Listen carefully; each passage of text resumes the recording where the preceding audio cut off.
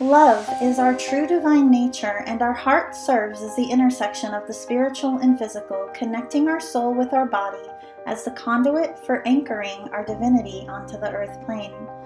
Embodying our divinity is the key to our ascension and to manifesting our highest destiny in this life.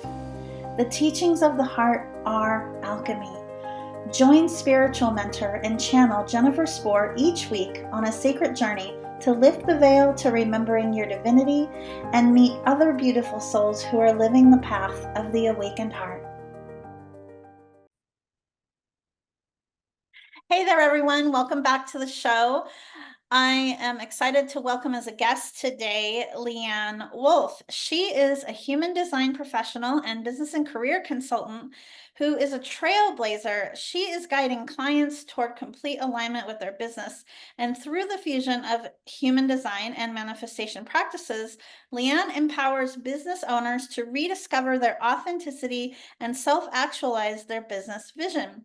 She inspires a new generation of coaches and spiritual entrepreneurs to let go of the shoulda, woulda, coulda mental chatter so they can embrace and embody the destined direction of their full potential. I'm super excited to have you here, and welcome, Leann. Thank, thank you, Jennifer. I like how you smile over the shoulda, woulda, couldas.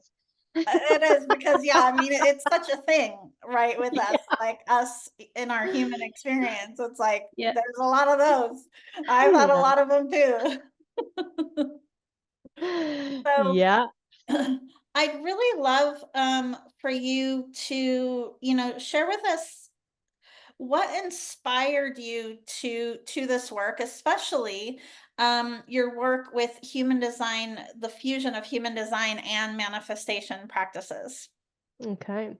So I actually worked in corporate Canada. I was actually a bank manager for 10 years. So business and money and all of that just was a natural part of like where I grew up, basically. And the pressure there, I was middle management, things were taking a shift. They were changing into a new computer system, and I knew that I wouldn't be there when the new computer system went live. And there was just this knowing inside of me. I didn't know what I was going to do. I had absolutely no plan at all, and I just gave my notice and I walked away. I allowed myself about a year to decompress. I am also a cattle rancher, so I had the wherewithal to be able to just, hang out, be in nature, do my thing, be with my animals. And I typed into the computer, new age business, and human design popped up. I'm like, what is this? So I grabbed my chart, I took a look, and I'm like, oh, this is like confirmation of who I am and how I have made decisions throughout my life. So it was I felt like I was at home, I guess Yeah. I could say that. Yeah. And so I went down the rabbit hole. I spent 8 years at the International Human Design School and the BG5 Business Institute, which is all about the business aspect of it. And I studied the entire thing. And in the meantime, while I was studying, I was working with people, I was getting the experience of it so that not only could I see the mechanical, I guess the learning or the information piece, but also embody it and really, massage it and work with it as I was going along. So that's kind of how it found me. Um, when I have conversations with people, usually that's what they say. They're like, it found me when I had the space and the time to be seen in a way that I've never been seen before. Yeah. So I love yeah, what you say about specifically around the space, right? It's so important for us to create space for yes, ourselves, yeah, whether it's with big shifts that we're experiencing, or even, like on a day-to-day basis, because it's in creating that space that then, God, source, our intuitive guidance, right, is able to come in and say, here, like, here I am, and this is the direction that you're being guided in. It's so important.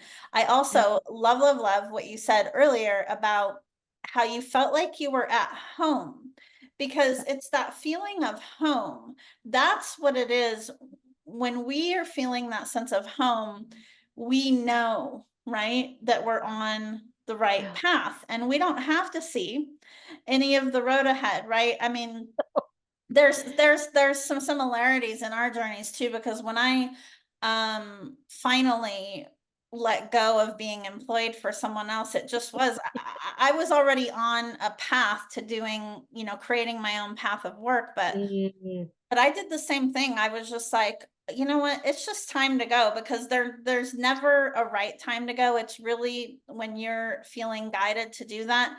Yeah. And for some of us, that looks like giving notice and just leaving. And it's really just about coming up with a plan, right? And then just, following through with that.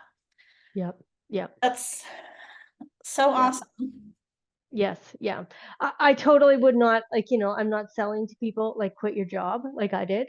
Yeah. I had the wherewithal. I was in the financial services, so I had the savings. We also had two other businesses. So I don't recommend to people just quit your job.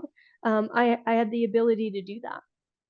I would recommend if anybody's leaning into starting their business to do it prior to quitting your job, just because so many times the mind will hold you back because of the safety aspect. Hmm. So if the mind doesn't feel safe, it's not going to allow you to really expand in your business. So I do recommend to people, like, don't quit cold turkey like I did. Lean in, get yourself a foundation so that when you're ready to go, you can go. Well, to your point though, right? I did quit, but I did also have a plan. Right. Like I Yes. did, have Yes. money to Yes. pay for my bills Exactly. for a certain That's period of right. time and all of that kind of Exactly. thing. Um, and this is very interesting because now we're probably, this is a great segue into talking about human design, because you had asked to pull up my chart before we hit Yes. record. But I will Yeah. say that I'm a projector, right? And as a projector, that to this day, like if you ask me, would I do it all over again that way? I would say yes. And the reason why is because as a projector, I'm wired to thrive in having a lot of space to Okay. expand, right? So for Yes. me, specifically, letting go completely Yes. of being Yes. employed so that I could then focus my energies on Yes. where I was moving toward was most definitely the highest aligned approach for me. Yep, yep. And again, I think it's the wherewithal, right? Just make sure that you're taken care of Yeah, I have physically a and plan. Yes, that's right. exactly. Yeah, Yes. yeah, yeah.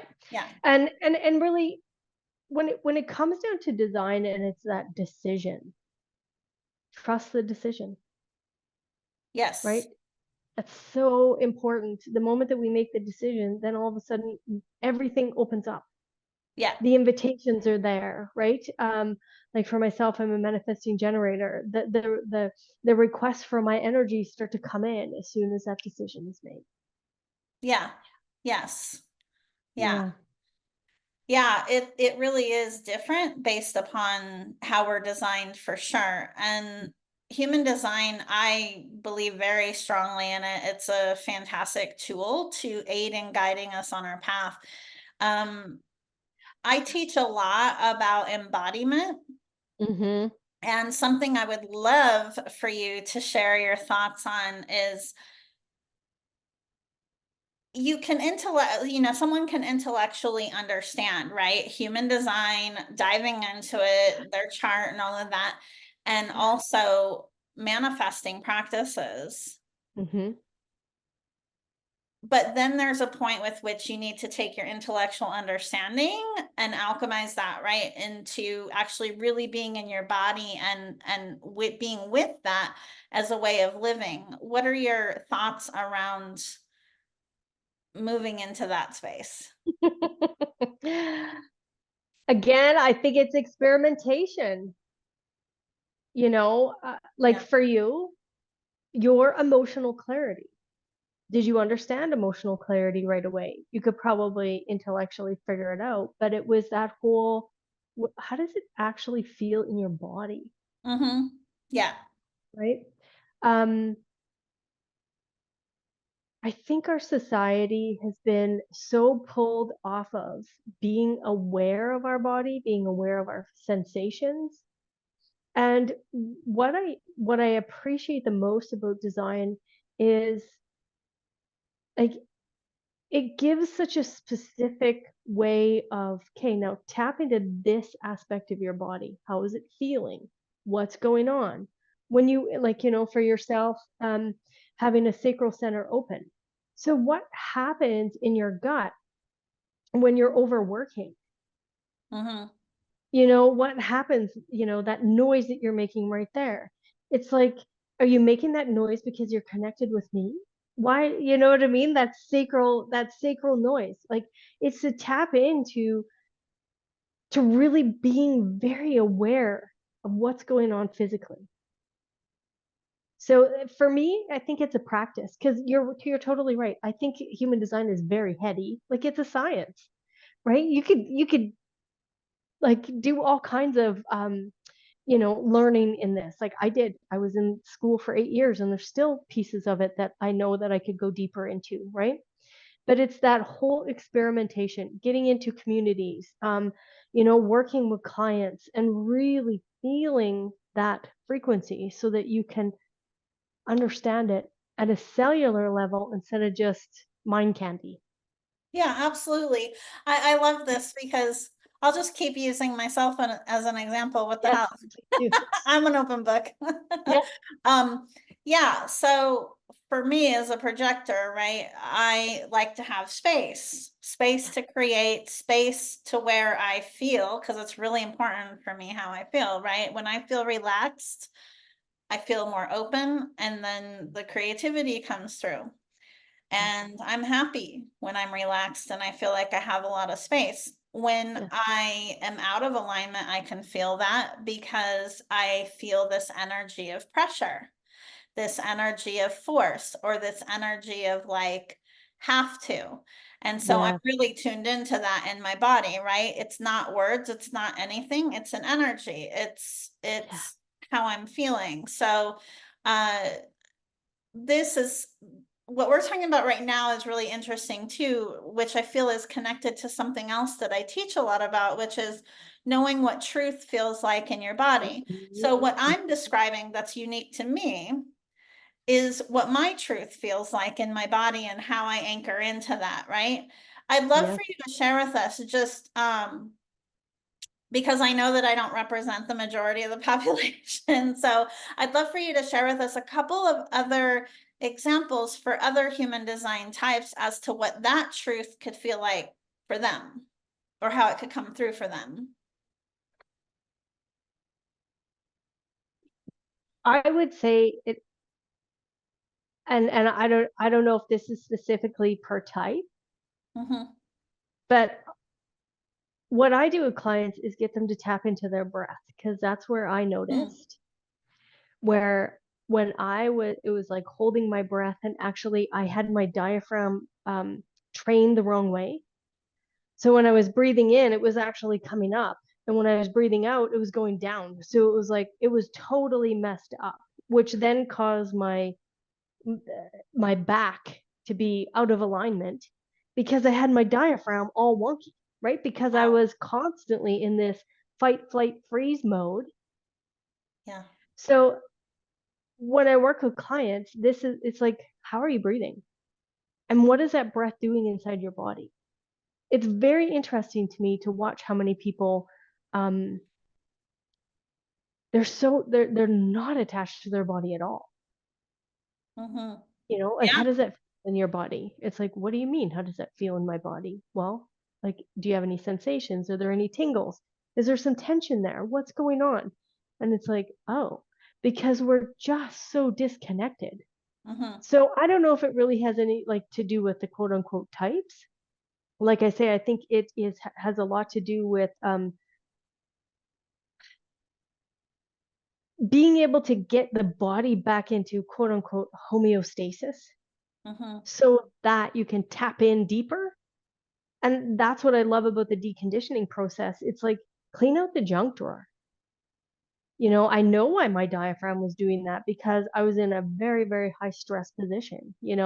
holding the stuff up from the managers below and trying to protect my people from or above, and trying to protect my people from below. And it was such a high stress, I couldn't breathe. I trained myself not to breathe. So those are the kind of things, once I recognize that, I'm like, hold on a minute, I don't need to do that, right? So cleaning out that junk drawer and then tapping back in, like for you, the root and the emotional center, it's like, what is that sensitivity to resources? How does that show up for you? How do you represent it with that 1949 as your definition? And that's what I love to tap people into. It's like, go to your strength. How does it, like, when we talk about it, like, what goes on in your body? Do you get really excited about it? You want to bring this forward? What goes on, right? Mhm. So when you talk about 1949, right, for those who don't know Mm-hmm. all of the gates, or for those who Yeah, are maybe new to human design, can you explain more of what you were sharing there just now about the connection between the 1949 and the root and the emotional center? sure, sure. So it's all about sensitivity to resources. So inside your tribe, this is just, me looking at your design. My guess is that your value system, your family, how you start new projects, it really ties into the resources, but being sensitive to everybody around. So the 1949 is like this beautiful, it's the bridegroom. The 19's like, I'm going to flirt with you. The 49's like, okay, you got to obey me. So there's this capacity inside this energy to recognize where the resources are coming from, Mm-hmm. right? And for you, as that strength, I see it as you're representing the wisdom of the resources, having resources. Exactly what you talked about at the very beginning. It's like this plan, right? You had a plan to create this business. And that's important to you because you need to understand your resources. Does that make sense? Does that track with you? Yeah. Yeah, it is important to have a plan. Yes. So for me, what holds equal importance to having a plan is the ability to stay malleable to that, Yep. Yep. um, Yes. which that being like fixated or inflexible or not trusting is like part of my not self Yes. thing. Yes. Which, as an Yep. entrepreneur, right, as we all know, like, paving your own path, to me, that's the ultimate test of faith, right? You're moving Yes. forward and you're truly stepping into your creator power when Yes. once you're not working for somebody else. It's Yeah. it's quite an interesting paradigm shift, and it is a paradigm shift for sure. Yeah. Um, Yeah. yeah, Agreed. thank you so much Agreed. for sharing more about that. Um, what else are you feeling guided to bring forward, like that's most important for, everybody to understand about human design and manifesting and fusing the two? Right. When I look at a design, right, like I love to play in the openness. Okay, that's I think where all the juice is. I think that's where all the fun is those open aspects, and recognizing that those open aspects are where we're designed to bring in other people, where we're designed to learn, right? And through that connection, our strengths can then really shine. So through the universal laws in human design is beautiful for the mechanics, but it's like, okay, what is the animation? What is that ether or that field, the potential that we're using with the mechanics and fusing the two? So oftentimes, of course, in human design, uh, like I'm a student of Ra's. I'm an original. Like, I go to that source material, and he at times made the mind sound like it was such this evil place to be, right? And I see the mind a little bit differently. I see it in more than just one sector. And I think that one of the biggest things we forget when we're in human design is the monopole, and how that monopole is designed to connect us to all realms. And really, the monopole is our imagination. It's this deeper connection with source. And it is the GPS, it is the driver. So when we can tap back in there, when we're making decisions, we're not chasing that sky clock. We're actually standing in the middle of our monopole and then interacting with who we need to interact with along that sky wheel. Now all of a sudden manifestation becomes really simple because we're not chasing around the outside of the wheel trying to be something that we're not. We're sitting solidly in that monopole energy. And when we do that, now we're centered, and manifestation becomes really quite simple because we're in alignment and we are, emanating the frequency that we're designed to emanate instead of trying to be everybody else's frequency, right? Yeah. Does that? Yes. And Yeah. what you said about chasing the outside of the wheel, right? I'm connecting that to, that's often the biggest obstacle that stands in the way on Yes. anyone's path, right? Is their tendency to chase the outside of things, to go outside themselves, and rightfully so, because we have been very heavily conditioned to live in Yes. a society that promotes conformity and that promotes to going outside of ourselves to fix a problem, when I love that human design uses the term deconditioning, right? Because we are already whole, already these Right. amazing divine beings, and it's just a matter Yeah. of peeling back those layers, right? To Yeah. remember that. Yep. Yep. True story. I like if I were to just look at your G center, right? Um, like oftentimes I have a totally open G center. So I know what people say to me and they're like, so what do you do? Right? Because they want to tag on an identity. So now all of a sudden it's like, oh, people call, they'll say, well, this is Jennifer's identity or that's Jennifer's identity. And you're like, hold on a minute, what are you talking about? Because they want to tag an identity, and our identities are a little bit more malleable than other people's. Yeah. So it's interesting, right? And now all of a sudden, a teacher said something, or a boss said something, or, a family member introduces you as something, and you're like, what? That's not who I am. And it's so fun to watch how all of a sudden it's those conditioning fields. If we believe it, we're going to jump into it. But we don't have to believe everything that's going Well, on the that, outside. especially in business, right? That's a Yeah. very old paradigm way of being, of living, right? It's like, oh, you have to pick one thing, right? And Yes. and be Yeah. it. It's like, no, and many of us from the human perspective tend to stick ourselves. We want to stick ourselves into one identity as well. Like especially uh moms, right? It's like we're evolving most definitely, and you can see visibly now and feel the energies of us evolving. But it's just like back in the day, it's like, oh, if you're a mom, you had to be a mom. You couldn't be a mom and an executive, or a mom and an entrepreneur. Well, Right. we know that that's not true, obviously, and there's lots of people out there doing amazing things, holding space for multiple identities. Yes. Yep. True story. Yep. So for example, like my husband, he's got the 4323 and he has a defined G center, 1333. And that 4323 is actually deeply entrenched in agriculture.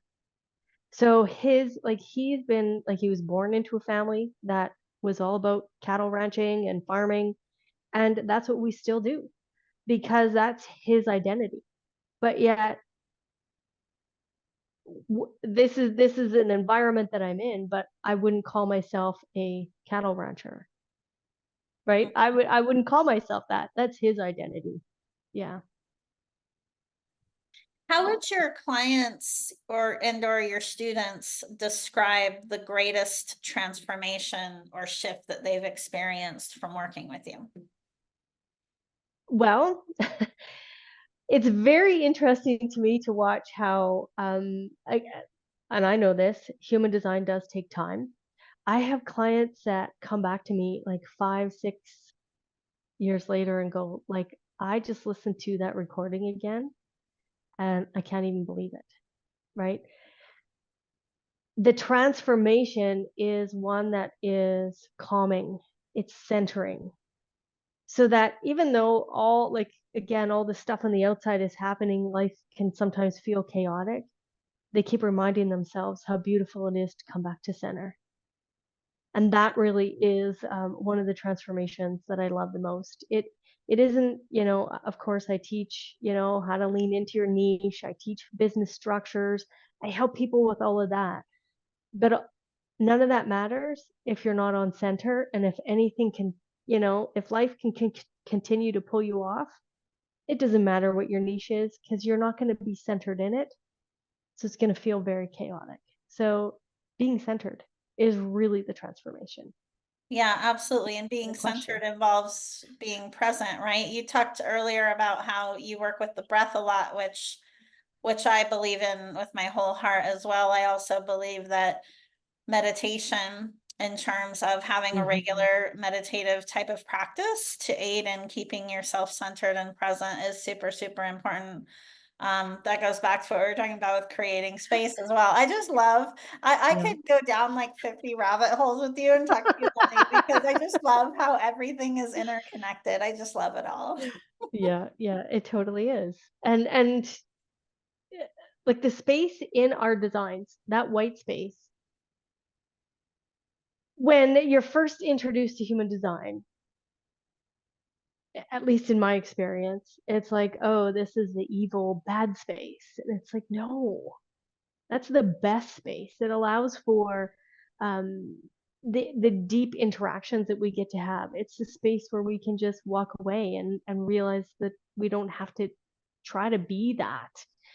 So, what honestly, Jennifer, when I work with clients, I spend so much time in the openness because I think that there's so much to unpack there.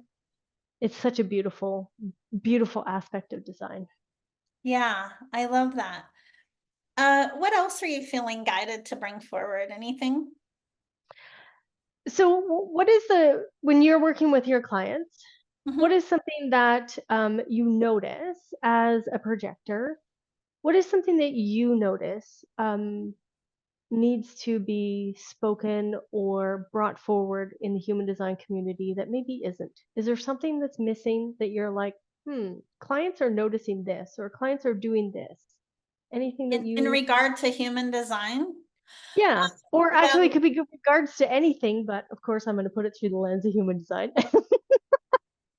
yeah, yeah. So that's a great question.